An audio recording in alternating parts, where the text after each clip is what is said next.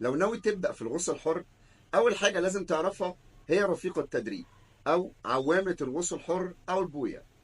دي مش مجرد معدة عادية، دي الأساس اللي بيبدأ منه أي تمرين غوص حر، سواء كنت مبتدئ أو محترف.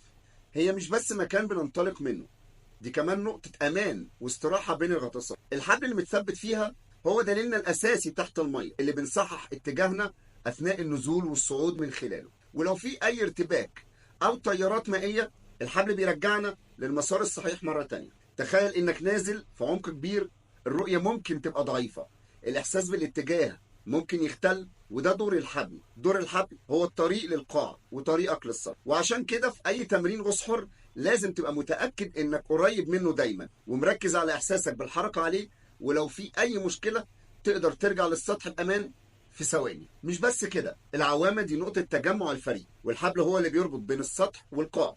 ولو حصل أي حالة طوارئ بيكون المنقذ الأول لأي غواص فاقد وعيه. في المقطع اللي جاي هتعرف أول خطة إنقاذ من على السطح لغواص فاقد الوعي، وإزاي تقدر تتصرف بسرعة. وما تنساش، البحر دايما بيختبرك. هل أنت مستعد؟